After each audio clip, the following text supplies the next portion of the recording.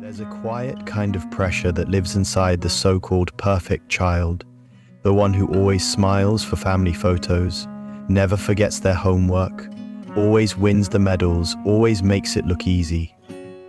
You can picture them, sitting at a polished wooden desk late at night, the soft hum of a lamp casting light over open textbooks. Outside the door, their parents are proud, telling relatives how lucky they are. Inside, the child rubs their tired eyes, rehearsing tomorrow's answers, terrified of slipping even once. They are praised, celebrated, sometimes envied, the golden child, the pride of the family. But beneath that flawless surface, something else grows. A quiet, invisible fear. The fear that if they ever stop being perfect, they will stop being loved. I know that fear. I used to feel it too. Maybe you did as well. The weight in your chest before a test, the silence after a good enough result, the way your smile stayed fixed even when your heart wanted to rest. This fear doesn't appear overnight. It's taught in quiet, almost invisible ways. Through praise that depends on success, affection that fades with mistakes, and silence when expectations aren't met. Psychologists call this conditional positive regard, when love turns into a transaction, not a truth. A child learns that being good is not who they are, but what they do. Imagine a little boy, maybe it was me, maybe it was you, clutching a report card full of A's. His parents beam with pride, the house feels warm, but the next semester, there's a B. No anger, no shouting, just a quiet shift. The warmth fades. The smiles don't last as long. That's how it begins, not with cruelty, but with absence. 2014 study in the Journal of Personality and Social Psychology found that children who feel loved only when they succeed often grow into anxious, perfectionistic adults. For them, mistakes don't just mean failure, they mean danger. To the world, the golden child looks calm and capable, but inside, they're scanning every room for signs of disapproval. They smile through exhaustion, perform through fear, and wonder, if I stop achieving, will I still be loved? That question never really leaves. I carried it for years, and maybe you have too, because the tragedy of the golden child is not that they were unloved, it's that they were loved for the wrong reasons. Admired for what they did, unseen for who they were. As one therapist said, the golden child shines so brightly that no one notices they're burning. But understanding this isn't about blame, it's about awareness. Because to heal, we first have to understand why the golden child becomes who they are. The pressure to be perfect doesn't appear out of nowhere.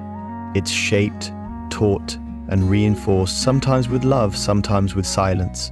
So before we talk about healing, we need to look closer at what the golden child really means. How a child learns to shine, not because they want to, but because they believe they have to. The golden child grows up knowing how to sparkle on cue. They smile when expected, achieve without rest, and keep the peace no matter what. To the outside world, this looks like confidence and talent, but inside it's control. Control over mistakes, over emotions, over every moment that could bring disapproval. What looks like discipline is often fear wearing the mask of perfection. In family psychology, the term golden child describes a child placed on a pedestal by one or both parents, often within a narcissistic or achievement-driven family system. They become the symbol of pride, the proof of good parenting, and are expected to embody success, obedience, and emotional stability. Their role is to maintain the family's image, not their own authenticity. Psychologist Alice Miller, in The Drama of the Gifted Child, described this perfectly. Many high-achieving adults are driven not by ambition, but by the desperate wish to be loved. When affection and attention arrive only after success, a child learns that love is conditional, something to earn, not something to receive freely. The child begins to perform, not to express. but to survive. Over time, this shapes what developmental researchers call maladaptive perfectionism, a pattern of relentless striving mixed with deep anxiety and self-criticism. A 2016 study by the American Psychological Association revealed a sharp rise in this trait among young adults, linking it to chronic fear of disappointing others. For these children, achievement becomes armor. Success is not joy, but safety. As they grow older, golden children often become the dependable ones. The friend who listens, the co-worker who never says no, the partner who hides exhaustion behind composure. They are empathetic yet emotionally drained, compassionate yet disconnected from their own needs. As Dr. Brené Brown reminds us, perfectionism isn't about self-improvement, it's about avoiding shame. Eventually something gives way, a quiet crack in the mask, a moment when exhaustion outweighs fear. That's where the story of the golden child truly begins to unfold. Because this isn't just about pressure, it's about how it starts. How praise, meant to nurture, slowly turns into expectation. How love, once warm, begins to feel like a test. To understand the golden child, we have to go back to the beginning, to the moment when simple encouragement became a burden, and when every "I'm proud of you" started to sound like "don't stop being perfect." It doesn't happen all at once, the shift from joy to fear, from being loved to earning it. It begins quietly, almost beautifully. A parent's proud smile, a teacher's praise, a round of applause that makes a child feel 10 feet tall. In those moments, love feels bright, safe, infinite. But slowly, the light begins to flicker. The compliments keep coming, only when the results are perfect.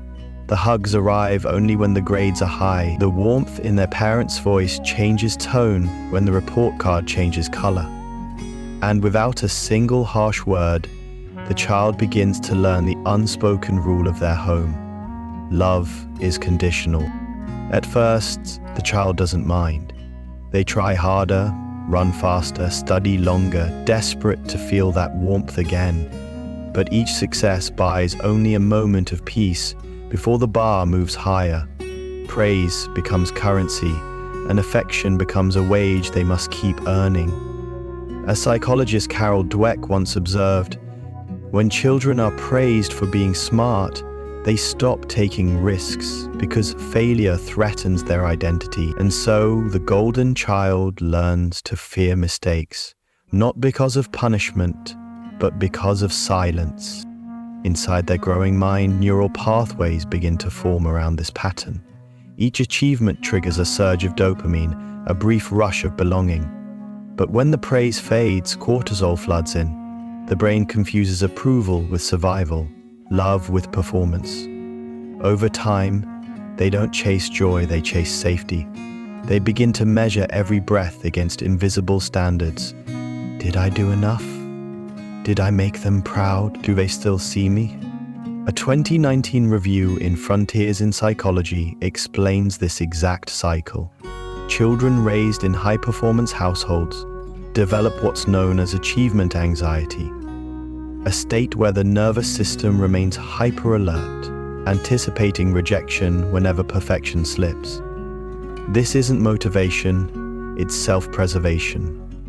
The child's body learns that rest is dangerous, that stillness invites judgment. Even at play, they perform drawing for praise, smiling for approval, being good so they can feel safe. And yet the most painful part is how invisible it all looks from the outside. Parents see diligence, teachers see promise, friends see success.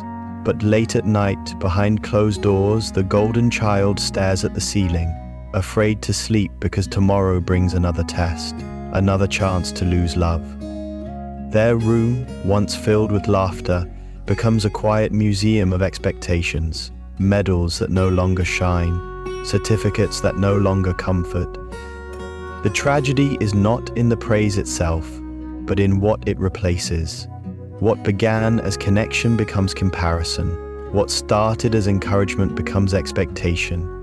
And what was once love turns into a mirror that only reflects the parts of the child that perform. Slowly, the child disappears behind that reflection, polished, smiling, and terrified. They learn to live by one silent truth: if I am not perfect, I am not enough. And that belief, once planted, becomes the root of everything that follows, the foundation of a life built not on joy, but on fear of losing it. On the outside, the golden child looks like a dream, confident, disciplined, admired. Teachers call them gifted, parents call them a blessing. They seem to move through life effortlessly, collecting achievements like stepping stones toward pride. But inside, there's a quiet storm, a constant hum of anxiety that never really goes away. What looks like confidence is often control. What looks like motivation is survival. The golden child doesn't strive to succeed, they strive not to fail, because failure isn't just about mistakes, it feels like rejection, like vanishing. Psychologists call this self-alienation, the slow disconnection from one's real emotions, replaced by the performance of who they think they should be. A 2020 study in the Journal of Behavioral Science found that people who grow up under conditional love often experience imposter syndrome, even when they achieve success. They feel like frauds in their own lives, wearing smiles that don't reach their eyes, saying, "I'm fine," while silently falling apart. The more they achieve, the emptier they feel, because each victory only raises the standard. Neuroscience explains why. When love is tied to achievement, the brain's reward system rewires itself. Dopamine spikes not from joy, but from validation. And when validation disappears, stress hormones like cortisol flood the body. Over time, the nervous system stays stuck in fight or flight, even in moments of rest. That's why so many golden children can't relax, can't stop thinking, can't stop doing. Stillness feels unsafe. Silence feels like failure. Dr. Brené Brown once said, "Perfectionism is a 20-ton shield. It keeps us from being seen." For the golden child, that shield becomes identity. They wear it into every classroom, every friendship, every love. It keeps them admired but never truly known. Beneath it they hide exhaustion, self-doubt, and shame. They learn to comfort others while neglecting themselves, to carry everyone's expectations while ignoring their own needs. They are fluent in empathy, but illiterate in self-compassion. And so the cost of being perfect is not just burnout, it's loneliness. A loneliness so subtle that even they can't name it. They can be surrounded by praise and still feel unseen, applauded yet emotionally invisible. Their achievements speak louder than their voice ever could. Each well done feels hollow because it never touches the part of them that aches to be loved simply for existing. Over time, they begin to wonder, who am I when no one's watching? But they have no answer, because performance has replaced identity. A 2018 meta-analysis in Frontiers in Psychology described this as the loss of authentic self under achievement pressure. It's not that they don't know who they are, it's that they were never given space to find out. And this is the quiet tragedy of the golden child. They shine so brightly that no one notices they're burning. Every success hides the small, unseen sacrifice the childhood traded for approval, the authenticity buried beneath applause. They appear to have it all, yet inside they live in constant fear that one wrong note will silence the love they worked so hard to earn. Because for them, the applause that once sounded like love now sounds like pressure. When the golden child grows up, they don't lose their shine, they just learn how to hide the cracks beneath it. The applause fades, but the performance continues. Now, instead of parents and teachers, it's bosses, partners, and friends who become the new audience. They still strive to be perfect, still terrified of being ordinary, still measuring love in units of achievement. They've mastered the art of functioning, smiling, producing, supporting, while quietly carrying the same fear that once haunted their childhood. If I stop being good, will I still be loved? Psychologists describe this transition as the adulthood of conditional worth, when survival patterns from childhood become personality traits. The golden child doesn't grow out of their perfectionism, they grow into it. And to survive, they wear masks, elegant, convincing, and socially rewarded. But every mask, no matter how polished, hides the same wound: the fear of being seen as not enough. The first mask is the achiever, the one who keeps moving, working, producing. They become the reliable co-worker, the overachieving student, the parent who never rests. To the world, they look unstoppable. But inside, they are driven not by ambition, but by anxiety. Rest feels dangerous because silence reveals the emptiness underneath. The Rice studies from the Journal of Personality, 2018, found that adults raised in conditional love environments are more likely to experience chronic guilt, perfectionism, and emotional burnout. They keep achieving not to grow, but to stay safe. The second mask is the peacemaker, the one who smiles through discomfort, avoids conflict, and smooths every rough edge. They learned early that love meant harmony and honesty could risk rejection. They are kind, empathetic, endlessly understanding, but at the cost of their truth. Dr. Stephen Porges, in his polyvagal theory, calls this response fawning, when the nervous system confuses appeasement with safety. The peacemaker isn't just afraid of conflict, they are afraid of disconnection.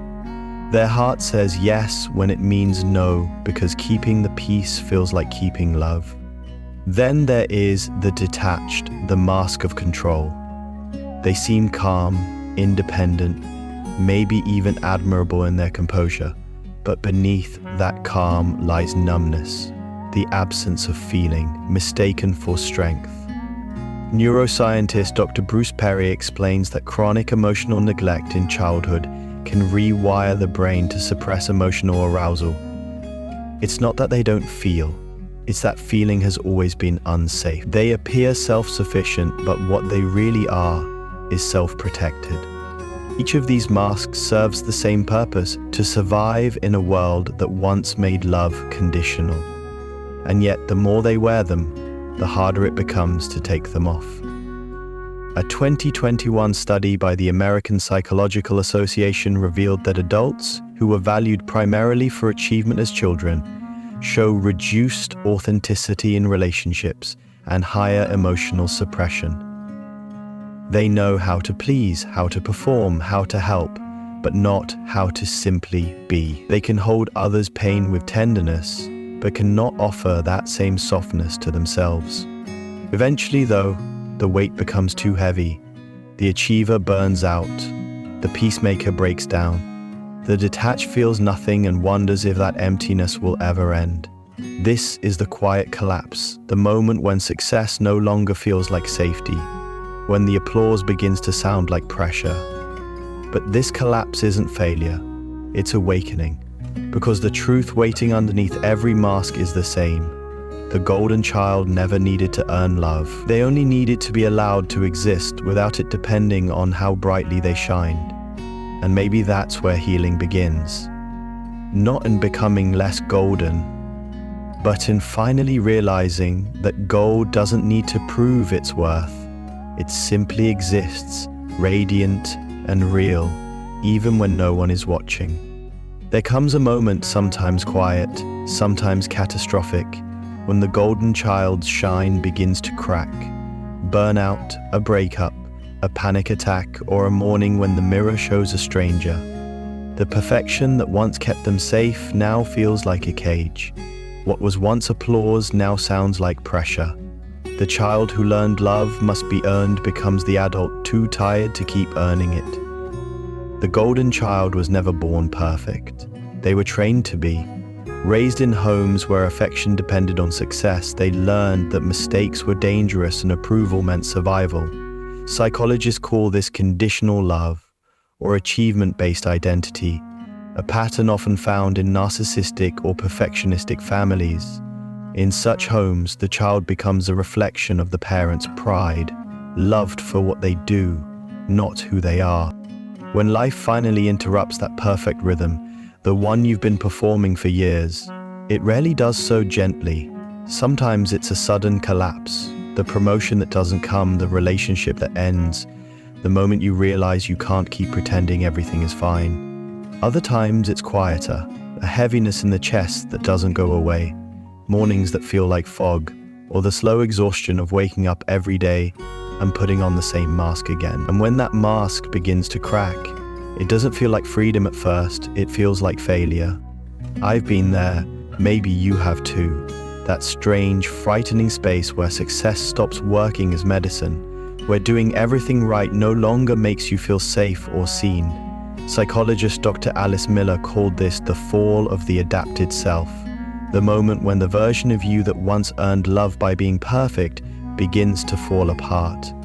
Beneath all that control and composure lies someone you might barely recognize, the tired, unseen self that's been waiting years to finally breathe. It's terrifying because it feels like losing everything you've built. But what's really happening is that your real self is asking to be seen. A 2020 study in the Journal of Counseling Psychology found that adults raised in achievement-based homes often experience deep emptiness when their success loses meaning. It's not burnout from work, it's burnout from being good all the time. They describe the same haunting thought in therapy: if I'm not achieving, who am I? That question hurts because it exposes the truth. For so long you believed that love was something you had to earn. The body always knows when the act has gone on too long. It whispers before it screams. Insomnia, fatigue, panic, numbness. It's your body saying, please stop pretending. Trauma expert Dr. Bessel van der Kolk once said, the body keeps the score. When the mind denies the pain, the body carries it instead. So, if you've ever found yourself crying without knowing why, or feeling nothing when you should feel everything, that's not weakness, that's your truth trying to surface. And here's the part that no one tells you. This fall isn't destruction, it's awakening. Dr. Lindsay Gibson calls this the unlearning phase, the process of separating who you are from what you do. It's not easy. It's grieving the childhood you didn't get to live freely. It's forgiving the version of you that thought perfection was the only way to be loved. But grief, as painful as it is, means something important. Life is coming back. In that space, the achiever inside you begins to understand that rest isn't laziness, it's medicine. The peacemaker realizes that saying no isn't rejection, it's self-respect. The detached one starts to feel again, not to lose control, but to finally connect. It's strange at first, like learning to breathe without holding your stomach in. But little by little, you remember how. When the golden shine fades, what's left isn't emptiness, it's truth. The light that once blinded you with expectations softens into warmth. You start to see that the gold was never in your achievements, your grades, or your image. It was always in you, in your tenderness, your awareness, your ability to feel deeply even after years of pretending not to. Maybe you felt that too, that quiet moment when something breaks, but somehow you know it's breaking open. That's not the end. That's where real life, your life, finally begins. Healing for the golden child doesn't begin with success, it begins with stopping. For the first time, they allow themselves to rest without earning it, to breathe without apologizing. It's disorienting at first, silence feels foreign, and self-careness feels undeserved. But this is where recovery begins. Not in doing more, but in unlearning everything that once made them feel worthy. Psychologists describe this as reparenting the self, learning to give the kind of love and validation that was once conditional. Dr. Carl Rogers, who first coined the term unconditional positive regard, believed healing happens when we are seen without judgment. In therapy, many former golden children break down at the simplest sentence, "You don't have to be perfect to be loved." Because for them, love always came with terms and expiration dates. The process is slow. It begins with recognition, naming the pattern, "I was the golden child." Then comes compassion, realizing that their perfectionism wasn't vanity but survival. What looked like discipline was really fear of losing love. What looked like success was an attempt to stay safe. Once that truth is seen, something shifts. Self-blame turns into understanding. Control softens into curiosity. A 2021 study in the Journal of Positive Psychology found that practicing self-compassion reduces the anxiety and shame linked to perfectionism. When people treat themselves with the same warmth they offer others, the nervous system begins to relax. The body, once wired to anticipate judgment, learns safety again.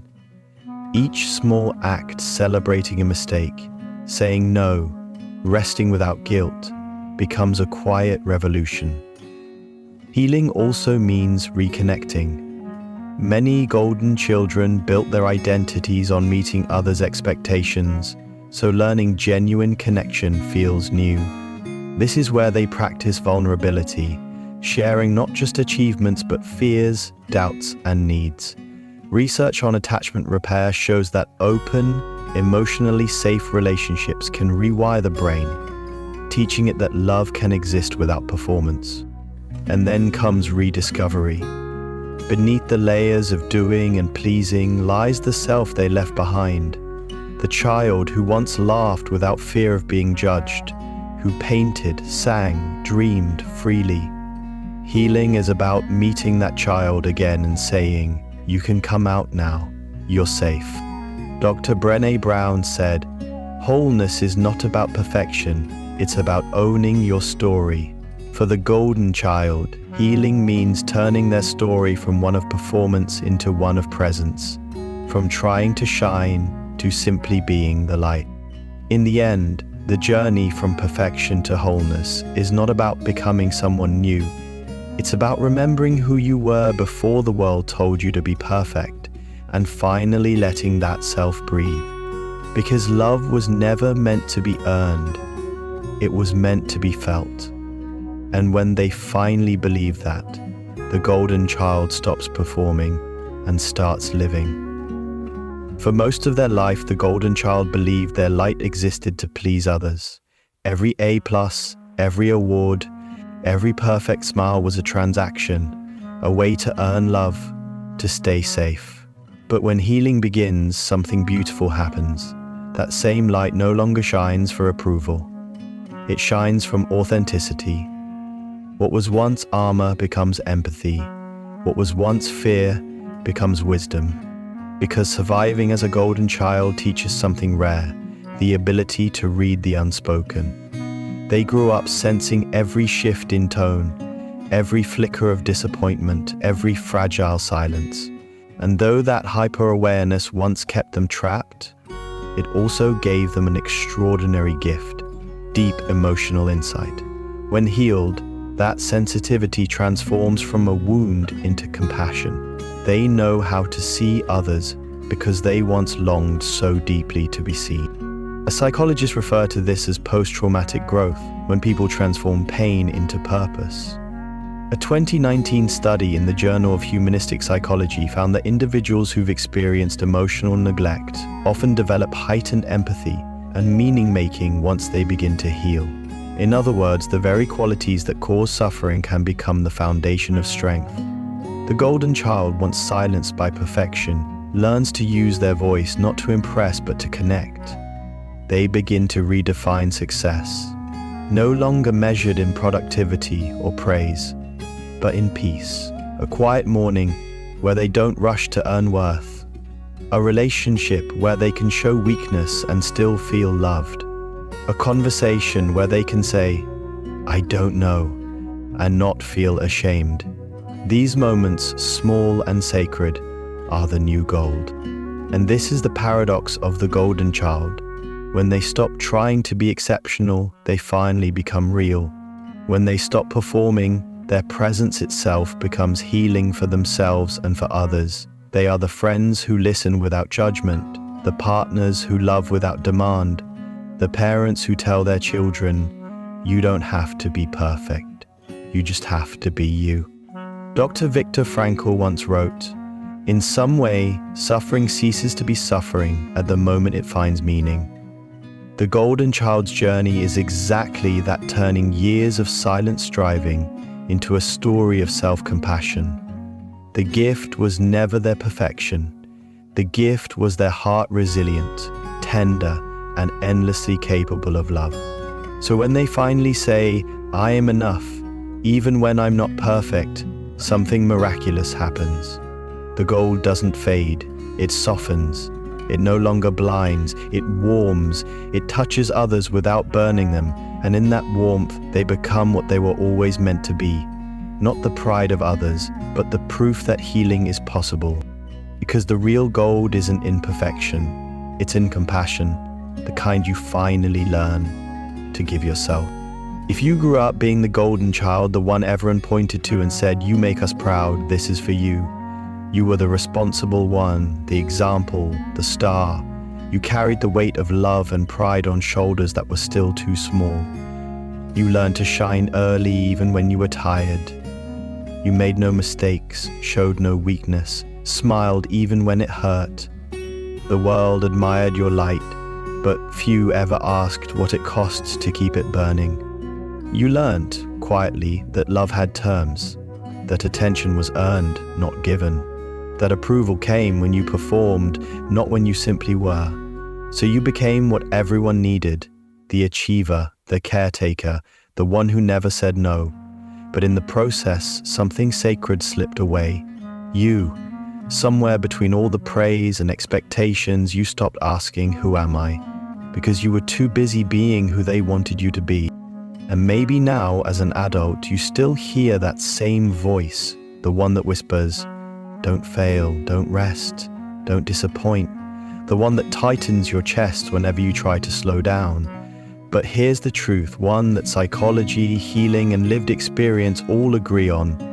You were never loved because you were perfect. You were loved because you tried. You showed up. You cared. You did your best with what you had, and that was always enough. Dr. Alice Miller once wrote, "The tragedy is not that the child was never loved, but that they were loved for the wrong reasons." You might have grown up believing your worth was borrowed, that it could be taken away with one wrong move. But healing begins the moment you realize it was yours all along. You don't have to earn belonging anymore. You can rest. You can cry. You can stop performing and still be worthy of love. So tonight, take off the medal, set down the trophies, let the applause fade into quiet. You don't have to sparkle to be seen. You don't have to achieve to be accepted. You don't have to prove to be enough, because you already are. And maybe that's the gentle revolution every golden child needs to come home to themselves. To realize the real gold was never in the grades, the goals, or the glory. It was always in you, in your softness, your empathy, your resilience, your ability to still believe in love after everything. If this speaks to you, take a breath, let it land. Maybe leave a comment, share your story, or simply whisper to yourself tonight, "I was the golden child, but now I'm just me, and that's finally enough." Because healing isn't about dimming your light. It's about learning to let it shine gently for yourself this time. In the end, every golden child must learn the simplest truth. You don't have to shine to be worthy. You just have to be real.